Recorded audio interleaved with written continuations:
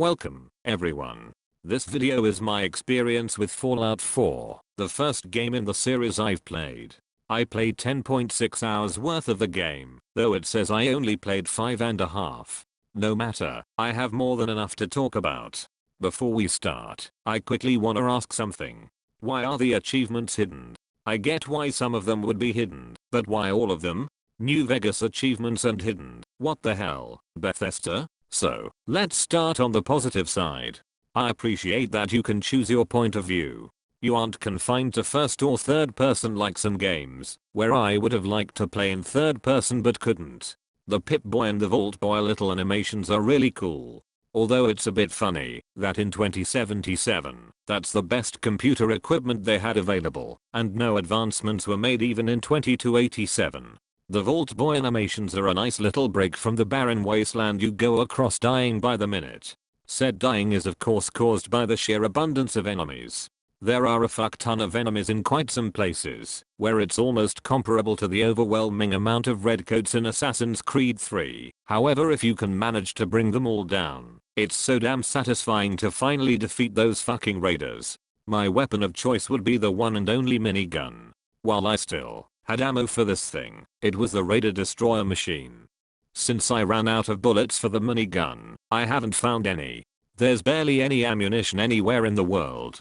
I'd understand this, because people don't just leave ammo on the street, and even if they did, the bomb probably would have dematerialized them all. So bullets not being able to be found on the outside world, while stupid, is understandable. What is not so understandable is why do the enemies carry so little ammo on them? Every raider has like 10 bullets on them and no more. Those 10 bullets are maybe enough for 2 raiders' life to end, if they are close enough, that is. Even if that's the case, usually the raiders vastly outnumber you, so your life ending has a much greater chance anyway. I have more guns than actual bullets for them at any given time because A, ammo is scarce as hell, and B, lots is needed for a kill. And even if enemies didn't have magic protectors, or whatever it is that makes headshots next to useless, you have to aim to the right to be able to actually hit them. I encountered a bug that made it impossible for Skinny Malone to be hit, so I had to resort to killing him with my hands. I didn't record it, and it wasn't there after I rebooted the game. You can clearly see in this shootout that I only hit the enemies if I aim to the right. Don't you try to confuse me! Get him, Skinny!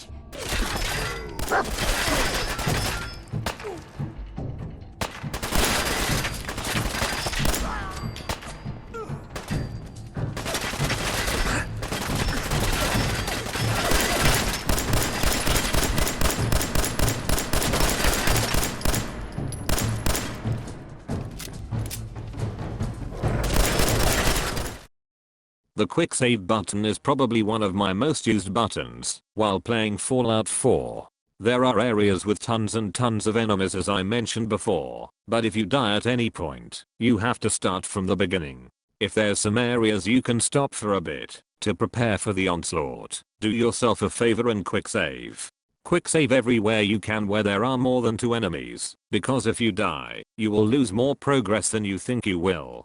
For some reason the dialogue audio and subtitles have a mind of their own.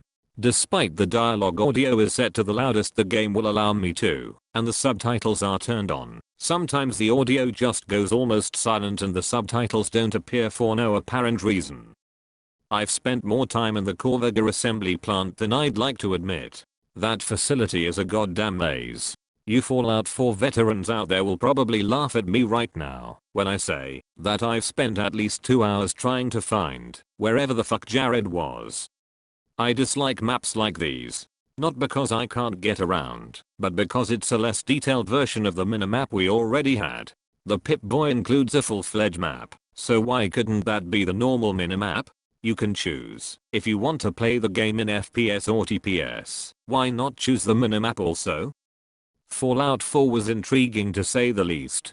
I want to enjoy it, but some of the issues I talked about sometimes make me feel this is a rage game, rather than anything else. Will I beat the game? Perhaps. If I can deal with its bullshit, so I can see its beauty. And with that, thank you for watching. Feel free to make your opinion known in the comments below, and I'll see you in the next video. Goodbye, everyone.